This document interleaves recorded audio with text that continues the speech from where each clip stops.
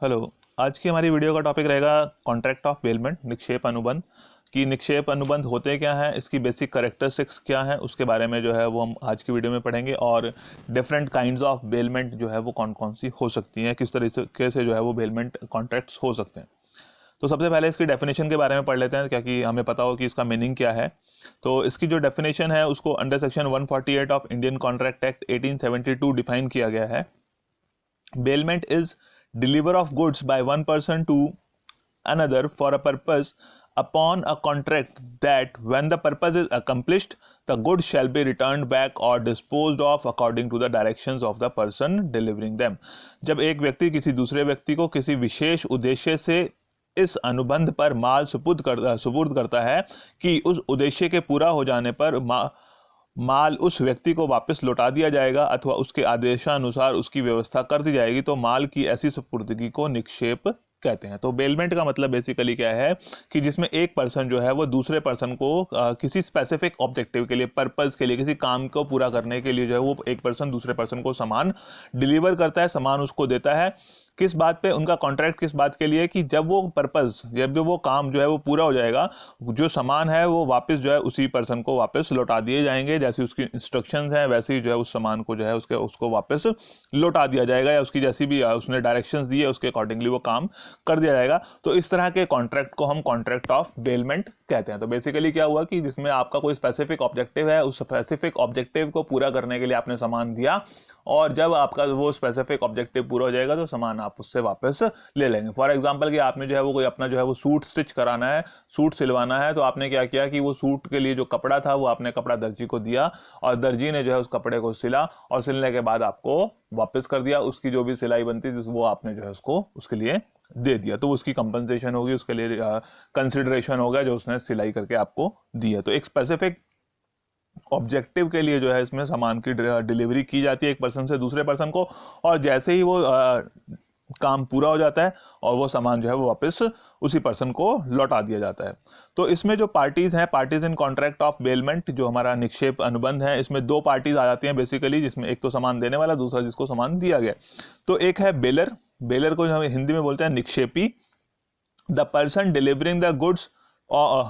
Goods और the owner of the goods, कि उसको हम जो है वो the person delivering the goods, या उसको हम कह सकते हैं और the owner of the goods, कि या तो उसको हम कह लें कि जो सामान का मालिक है, या फिर जो है जिसने सामान डिलीवर किया है। कि फॉर एग्जांपल कि आपके पास वो कपड़ा था, कपड़े के मालिक आप हैं, और आपने जो है वो कपड़ा जो है वो दर्जी को दिया, तो जो सामान देने वाले हैं वो भी आप हैं, आप ही उसके सामान के मालिक हैं। तो जो पर्सन उसको सामान को डिलीवर कर रहा है या फिर जो है उस सामान का मालिक, उसको हम कहेंगे बेलर, और वो है निक्षेपी। और दूसरी जो पार्टी है दैट इज बेली, निक्षेप गृहता,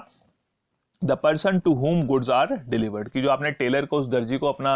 कपड़ा दिया है सिलने के लिए, तो जो दर्जी है वो टेलर है, दैट इज नोन एज बेली, निक्षेप गृहता। तो उसको, उसका काम है कि उसने जो है जो भी ऑब्जेक्टिव के साथ उसको सामान दिया गया है उस ऑब्जेक्टिव को पूरा करे, उस काम को पूरा करे, और काम को पूरा करने के बाद सामान वापस बेलर को लौटा दे। तो दो पार्टीज होगी इसमें, एक बेलर और दूसरा बेली। हिंदी में उसको आप निक्षेपी और निक्षेप गृहता कह सकते हैं। तो पर्सन जिसने सामान डिलीवर किया है, सामान दिया है, या फिर मालिक कह लो उसको सामान का, वो बेलर है, और जिसको सामान दिया जा रहा है वो स्पेसिफिक ऑब्जेक्टिव पूरा करने के लिए वो बेली है, निक्षेप गृहता है। इसके कुछ एग्जांपल्स, जैसे आपने delivering a cycle for repair, आपकी साइकिल है, आपने रिपेयर करने के लिए किसी को दे दी, तो आप बेलर हो गए, और दूसरा पर्सन जो है वो बेली हो गया, कि वो उसने रिपेयर करनी है, रिपेयर के बाद सामान वापस करना है। तो ऐसा नहीं होगा कि वो सामान उसको दिया तो वो उसका मालिक बन जाएगा, बट उसका ऑब्जेक्टिव है कि उसने जो आपने रिपेयर के लिए उसको साइकिल दी है, साइकिल रिपेयर करनी है और साइकिल बाद में वापस करनी है। Living a car at a parking stand, कि आपने जो है वो पार्किंग स्टैंड में गाड़ी खड़ी कर दी, आपको जो है वो पार्किंग की फैसिलिटी मिल गई, और जो है जो भी उसका पार्किंग के चार्जेस हैं वो उस पार्किंग के पर्सन को या ऑर्गेनाइजेशन को मिल जाएंगे। Delivering garments to a dry cleaner, dry cleaner को आपने जो है वो अपने कुछ कपड़े दे दिए ड्राई क्लीन करने के लिए, मालिक आप हैं, ड्राई क्लीनर ने वो ड्राई क्लीन करने हैं, और उसके बाद आपको सामान लौटा देना। तो these are some examples of contracts of bailment. Delivering a book to a student to study and return after exams, की जो है वो टीचर ने जो है वो बुक स्टूडेंट को दे दी कि जब आपके एग्जाम्स हो जाएंगे उसके बाद आपने वापस कर देना। तो उसको पढ़ने के लिए, स्पेसिफिक ऑब्जेक्टिव के लिए, स्टडी करने के लिए वो बुक दे दी है, और जैसे ही उसका वो ऑब्जेक्टिव पूरा होगा तो उसने वो बुक जो है वो असली मालिक यानी कि उसको टीचर को वो वापस करनी है। तो वो हो गया आपका कॉन्ट्रैक्ट ऑफ बेलमेंट। बेशक इसमें जो है वो स्टूडेंट की तरफ से जो है वो कोई कंसिडरेशन नहीं है, स्टूडेंट की तरफ से कोई भी पेमेंट नहीं की जा रही है उसको टीचर को, तब भी जो है वो कॉन्ट्रैक्ट ऑफ बेलमेंट में आएगा। Lending an ornament to a friend to attend party, कि आपके किसी दोस्त को जो है वो किसी पार्टी में जाना है, उसके लिए आपने उसको कोई गहना कोई जेवर जो है वो अपना पार्टी में पहनने के लिए उधार पर दे दिया, तो वो भी जो है उसका पार्ट है कॉन्ट्रैक्ट ऑफ बेलमेंट का। तो इसके कुछ एसेंशियल फीचर्स हैं, निक्षेप के कुछ आवश्यक लक्षण, उसके बारे में देख लेते हैं क्या क्या है। Delivery of possession of goods, वस्तुओं के अधिग्रहण की सपुर्दगी, delivery of possession of goods. तो delivery of possession of goods यानी कि उसमें जो है वो मालिकाना हक नहीं दिया जाता। Delivery of possession of goods की उसको जो है वो सिर्फ अधिग्रहण का अधिकार दिया जाएगा, कि उसका जो है वो फिजिकल पोजेशन, उसका जो है वो फिजिकली जो है वो सामान एक जगह एक पर्सन से दूसरे पर्सन को ट्रांसफर किया जाता है, बट उसको उसके ऑनरशिप राइट नहीं मिलते। कि फॉर एग्जाम्पल आपने जो है वो अपनी कार जो है वो रिपेयर करने के लिए जो है वो अपना किसी मैकेनिक के पास दे दी है, तो वो मैकेनिक जो है उसका मालिक नहीं बन जाएगा, सिर्फ उसको उसके पास वो गाड़ी आ रही है, पर किस लिए, कि उसने उसको रिपेयर करना है। तो वस्तुओं के अधिग्रहण की सुपुर्दगी यानी कि delivery of possession of goods की, उसका जो है वो अधिकार जो है उसको दे दिया जा रहा है, कि ये काम करने के लिए जो उसको दिया जा रहा है, फिजिकली जो है उसको सामान को दूसरे पर्सन के पास ट्रांसफर कर दिया जाता है। तो ये जो डिलीवरी है, इसमें 2-3 तरह की डिलीवरी हो सकती है हमारे पास, एक्चुअल डिलीवरी, कंस्ट्रक्टिव डिलीवरी, या फिर जो है वो टोकन डिलीवरी इसको हम बोल सकते हैं। तो एक्चुअल डिलीवरी जिसको हम कहते हैं वास्तविक सुपुर्दगी, तो वास्तविक सुपुर्दगी में क्या है कि एक्चुअल में जो है वो एक पर्सन दूसरे पर्सन को सामान डिलीवर करता है। फॉर एग्जांपल जैसे भी मैंने कहा है कि आपकी कार है और आपने जो है उसको ठीक कराना है, रिपेयर कराना है, और आपने किसी मैकेनिक को वो car they the, that is actual delivery, की एक्चुअल में वो कार आपने जो है वो डिलीवर की है। दूसरा है कंस्ट्रक्टिव डिलीवरी। कंस्ट्रक्टिव मींस रचनात्मक। तो रचनात्मक सुपुर्दगी या कंस्ट्रक्टिव डिलीवरी का मतलब है कि जिसमें एक पर्सन जो है वो सामान को फिजिकली जो है वो उस तरह से फिजिकली जो है वो साथ साथ उसको ट्रांसफर नहीं कर रहा, बट कुछ केसेस में ऐसा होता है कि जिसको सामान दिया जाना था उस काम के लिए, पहले से ही उसके पास वो सामान अवेलेबल है। कि फॉर एग्जांपल आपने जो है वो बाइक परचेज कर ली, मालिक अब आप हो गए, मालिक जो है वो ऑनर यानी कि आप हो गए, और जब बाइक आपने परचेज की, तो जो एजेंसी ऑनर है वो आपको कहता है कि जी ये बाइक के ऊपर जो है जो भी एसेसरीज लगनी है वो एसेसरीज जो है मैं इसके ऊपर लगा दूंगा, चाहे उसमें कोई हॉर्न का है, कोई आपने और कोई सीट कवर का है, तो इस तरह से कुछ जो भी उसमें एसेसरीज एक्स्ट्रा लगवानी है आपने, तो उसने कहा कि जी एसेसरीज मैं इसके ऊपर लगा दूंगा। तो सामान बाइक आपने उससे खरीदी थी, पर खरीदने के बाद आपने उसकी एक्चुअल डिलीवरी नहीं ली, आपने कहा कि चलो ठीक है जो भी एसेसरीज लगनी है वो एसेसरीज लगा दो, उसके बाद मैं उसको ले जाऊंगा, that is known as constructive delivery. बेशक आप उसके मालिक हैं, पर जो है अभी वो सामान की आपने डिलीवरी नहीं ली, और बिना डिलीवरी लिए ही जो आपने सामान को वहीं पर छोड़ दिया, और जब वो उसके ऊपर जो भी आपने जिस पर्पस के लिए छोड़ा था, कि जैसे कोई एसेसरीज लगानी थी, तो एसेसरीज लग जाएंगी, उसके बाद वो सामान आपको वापस मिल जाएगा। तो इस तरह की डिलीवरी को हम कहेंगे कंस्ट्रक्टिव डिलीवरी। और थर्ड जो है दैट इज अ सिंबॉलिकल और टोकन डिलीवरी। सिंबॉलिक और टोकन डिलीवरी जिसको हम सांकेतिक सुपुर्दगी भी कहते हैं, कि जिसमें जो है वो फिजिकली जो है वो गुड्स को डिलीवर नहीं किया जा रहा है, बट उसकी जो है कुछ कहने का मतलब कि कुछ रिप्रेजेंटेटिव फॉर्म में जो है उसको डिलीवर किया जा रहा है, सिंबॉलिकली जो है उसको डिलीवर किया जा रहा है। फॉर एग्जांपल कि आपका जो है वो गोडाउन है, गोडाउन में कुछ सामान पड़ा हुआ है, तो आपने गोडाउन का जो सामान है उसको फिजिकली जो है वो सारा का सारा गोडाउन दूसरे को डिलीवर नहीं करना है। आपने क्या किया कि उसकी जो लॉक एंड की है, मतलब की जो है उसकी किसी दूसरे पर्सन को डिलीवर कर दी, that is known as token delivery, कि सिंबॉलिकली जो है वो सामान उसको डिलीवर हो गया है, तो उसको हम कहेंगे सिंबॉलिकल डिलीवरी। कि फॉर एग्जांपल जिसमें हमने कहा है आपको कि उसमें जो है आपका कोई गोडाउन है, उस गोडाउन को आपने जो है वो किसी अपने ऑथोराइज्ड एजेंट को देना है, तो ऑथोराइज्ड एजेंट को देना है, तो आपने क्या किया कि इसको पूरा का पूरा पोजीशन कैसे आप ट्रांसफर करेंगे, तो इसलिए जस्ट आपने उसको जो उसकी की है गोडाउन की वो हैंड ओवर कर दी, दैट मीन्स कि वो आपने जो है सामान उसको हैंड ओवर कर दिया। देन सेकेंड जो इसका ऑब्जेक्टिव आ जाता है या एसेंशियल एलिमेंट आ जाता है, that is for a purpose, कि ये जो बेलमेंट की जा रही है मोस्टली क्या है कि इसमें जो है वो आपका कोई स्पेसिफिक पर्पस है, स्पेसिफिक ऑब्जेक्टिव है, जिसको पूरा करने के लिए, स्पेसिफिक पर्पस को, उद्देश्य को पूरा करने के लिए जो है वो किया जा रहा है। अभी आपको इतने सारे एग्जाम्पल्स बताए थे, सभी में जो है वो कहीं ना कोई एग्जाम्पल आपको में ये था कि जिसमें जो है किसी ऑब्जेक्टिव को पूरा करने के लिए, आपने सूट था टेलर को दिया, स्टिचिंग का ऑब्जेक्टिव है, आपने जो है वो गाड़ी रिपेयर के लिए दी, रिपेयरिंग उसका ऑब्जेक्टिव है, आपने जो है आपके किसी फ्रेंड ने आपसे जो है कोई ऑर्नामेंट ले लिया कि मुझे जो है पार्टी में जाना है, तो वो भी जो है उसका ऑब्जेक्टिव है कि उसने पार्टी अटेंड करनी है, पार्टी अटेंड करने के लिए उसको वो ऑर्नामेंट की ज़रूरत है, उसने यूज़ किया और उसके बाद वापस कर देना। तो ये जो है कॉन्ट्रैक्ट ऑफ बेलमेंट किसी स्पेसिफिक ऑब्जेक्टिव के लिए किए जाते हैं। Then third, contract. तो इसमें क्या है कि इसमें जितने भी एसेंशियल एलिमेंट्स हैं वैलिड कॉन्ट्रैक्ट के, वो सभी जो है वो इसके अंदर होने चाहिए। कॉन्ट्रैक्ट ऑफ बेलमेंट इसमें भी जो है वो सभी essential elements Indian contract act 1872 में जो भी बताए गए हैं वो सभी एसेंशियल एलिमेंट्स जो है वो उसके अंदर होने चाहिए। तो ये जो कॉन्ट्रैक्ट है दैट कैन बी एक्सप्रेस और इम्प्लाइड, कि जो आपका कॉन्ट्रैक्ट ऑफ बेलमेंट है ये एक्सप्रेस भी हो सकता है और इम्प्लाइड फॉर्म में भी हो सकता है, कि आपने जो है वो एक्सप्रेस फॉर्म में क्लियर कट मैनर में उसको बताया, और इम्प्लाइड मैनर में कि आपके बिहेवियर से, आपके एक्शन से जो है वो कॉन्ट्रैक्ट बन गया। Then fourth is return of goods. तो रिटर्न ऑफ गुड्स जो है जैसे ही पर्पस कंप्लीट हो जाता है, जो भी जिस पर्पस के लिए वो बेलमेंट की गई है, जिस पर्पस के लिए वो निक्षेप किया गया है, जैसे ही वो बेलमेंट वो पर्पस जो है वो पूरा हो जाएगा, साथ ही जो है आपकी ड्यूटी बनती है कि वो सामान जो है वापस कर दिया जाए, या उसका जो भी डिस्पोज ऑफ करना है according to the direction of the bailor, की जो बेलर ने जो भी डायरेक्शंस दिए हैं, इंस्ट्रक्शंस दिए हैं, उसके अकॉर्डिंगली उसको सामान को वापस करना होता है। तो वही आपको एग्जांपल दिया था मैंने अभी कि कार दी है आपने रिपेयर के लिए, तो जैसे ही कार रिपेयर हो जाएगी तो उसकी बेली की ड्यूटी है कि वो कार जो है वापस बेलर को पहुंचा दे। Then goods under the bailment are same as defined under section 2 subsection 7 of sales of goods act 1930। तो इसमें क्या है कि सभी की सभी मूवेबल प्रॉपर्टीज इसमें जो है वो इंक्लूड की जाती हैं। तो इसमें आप इमूवेबल प्रॉपर्टीज को इंक्लूड नहीं करते, क्योंकि उनकी फिजिकल डिलीवरी जो है वो पॉसिबल नहीं है। तो सिर्फ इसमें जो है ध्यान रखना है हमने कि मूवेबल प्रॉपर्टीज जिनको एक जगह से दूसरी जगह जो है वो ले जाया जा सकता है, सिर्फ उन्हीं प्रॉपर्टीज को जो है हम उसमें काउंट करते हैं। कि जो आपका गुड्स की बात आ रही है, तो गुड्स में सिर्फ उन्हीं प्रॉपर्टीज को काउंट किया जाएगा जो कि मूवेबल प्रॉपर्टीज हैं, और इन मूवेबल प्रॉपर्टीज में भी जो मनी है, एक्शनेबल क्लेम्स हैं, जैसे कि बिल ऑफ एक्सचेंज हो गया, तो इस तरह की जो मूवेबल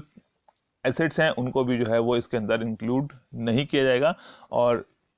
इमूवेबल प्रॉपर्टी जैसे बता दिया कि उसको भी इसमें इंक्लूड नहीं किया था। सिर्फ और सिर्फ मूवेबल प्रॉपर्टी, उसमें भी जो है वो मनी को, एक्शनेबल क्लेम जैसे कि आपका bills of exchange, promissory notes, उनको जो है वो इसके अंदर इंक्लूड नहीं किया था गुड्स की कैटेगरी में।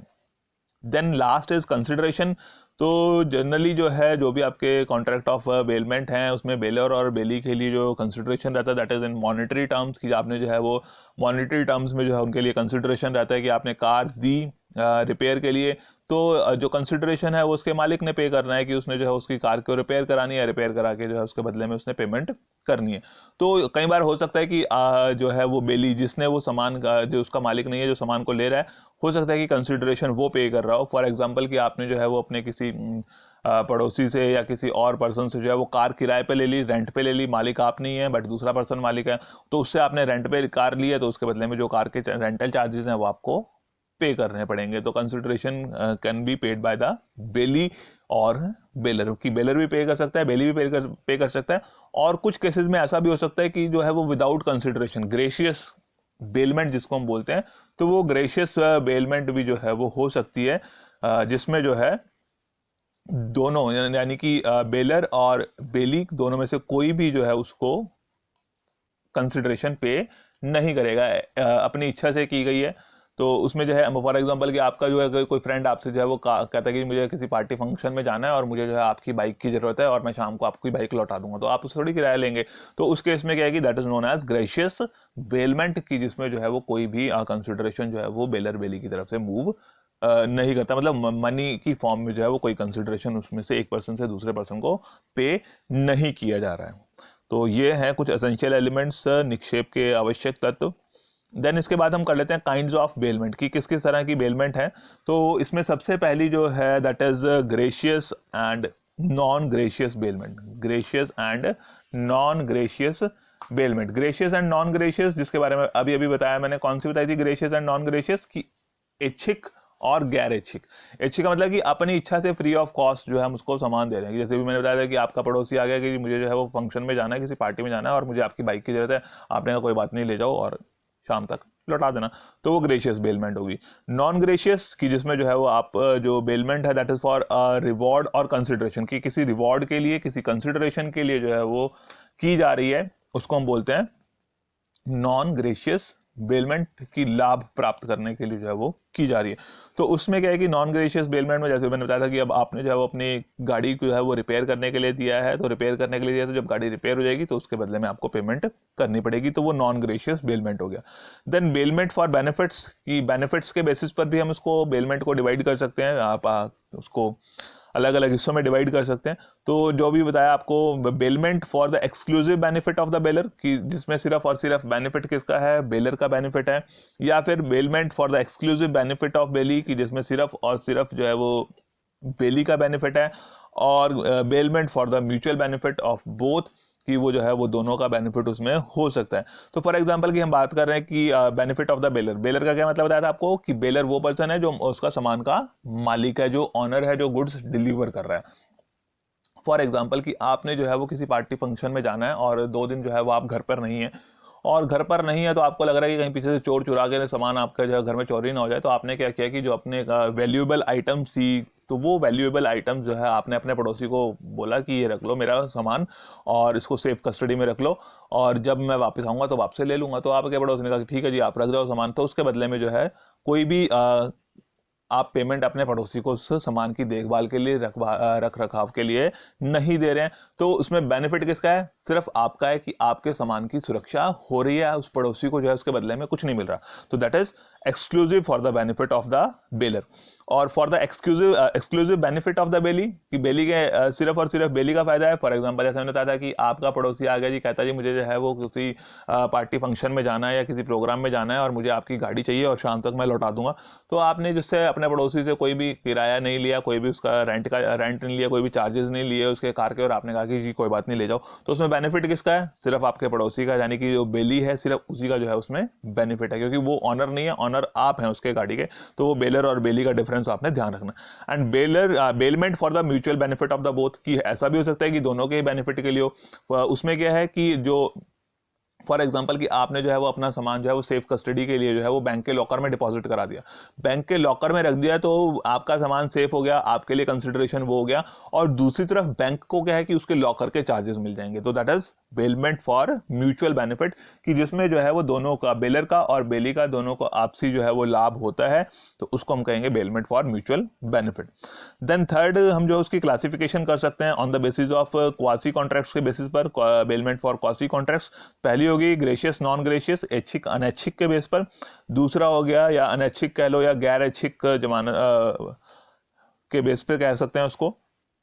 Then bailment for quasi contract, इसमें क्या है कि इसको इम्प्लाइड और एक्सप्रेस दोनों तरीकों से बोल सकते हैं, इम्प्लाइड और एक्सप्रेस्ड। तो इम्प्लाइड में क्या है कि अस्पष्ट है, क्लियर कट नहीं है, आपने जो है वो वर्बली या बोल के या लिख के जो है वो आपस में कोई भी जो इस तरह का कॉन्ट्रैक्ट ऑफ बेलमेंट में आप एंटर नहीं हुए। और एक्सप्रेस्ड में क्या होता है कि आपने जो है वो बोल के बताया है और उसके बेसिस पर आप कॉन्ट्रैक्ट में एंटर हुए हैं। तो इम्प्लाइड या इनवॉलेंटरी की मतलब आपकी कोई इच्छा नहीं थी बट फिर भी आप दोनों के बीच में कॉन्ट्रैक्ट हुआ था। जैसे फाइंडर ऑफ गुड्स, की किसी को किसी का खोया हुआ सामान मिल जाता है, तो जिसको खोया हुआ सामान मिला है दैट एक्ट्स एज अ बेली, जो सामान जिसको खोया हुआ किसी का सामान मिल गया है तो वो बेली बन जाता है। तो उसको क्या है, उसकी क्या ड्यूटी है कि वो असली मालिक को ढूंढे और सामान उसका वापस करे। बेशक उसका और असली मालिक के बीच में कोई भी कॉन्ट्रैक्ट नहीं हुआ है, किसी स्पेसिफिक पर्पस के लिए कोई उस तरह से कोई सामान की डिलीवरी नहीं हुई थी, बट उसका सामान गुम हुआ था और जो है वो किसी पर्सन को मिल गया, तो जिसको मिला है दैट विल एक्ट एज बेली, कि उसको ड्यूटी है कि वो असली मालिक को ढूंढ के वो सामान वापस करे। तो उन दोनों के बीच में जो है वो इम्प्लाइड कॉन्ट्रैक्ट की जो है वो लॉ की वजह से जो है उसमें आपस में दोनों के बीच में कॉन्ट्रैक्ट हो गया है, बट दोनों की कोई ऐसी इच्छा नहीं थी कॉन्ट्रैक्ट करने की। Then express bailment, express bailment की जिसमें जो है वो एक्सप्रेस करके आपने बताया, स्पष्ट शब्दों में जो है वो सामने वाले को बता दिया है कि इस पर्पज के लिए सामान आपको दिया जा रहा है और जब ये सामान काम पूरा हो जाएगा तब आपने सामान लौटा देना। आपका जो है वो मोबाइल खराब हो गया, आप जो है वो उसके कस्टमर सर्विस सेंटर में जाते हैं और सर्विस सेंटर में अपना मोबाइल डिपॉजिट करा देते हैं और कहते हैं कि जी जब ये सब फोन ठीक हो जाएगा या मोबाइल ठीक हो जाएगा तो आपको वापस कर देंगे। तो आपको जो है वो फ़ोन ठीक हो जाएगा और उसके बदले में उनको रिपेयर के चार्जेस मिल जाएंगे। तो इस तरह से जो है वो काइंड्स ऑफ बेलमेंट, इसको जो है वो अलग अलग पार्ट्स में डिवाइड किया जा सकता है। तो यही था आज की वीडियो में। नेक्स्ट वीडियो में जो है आपको बताएंगे हम कि इनके ड्यूटीज और राइट्स क्या हैं बेलर और बेली के। Okay, thank you.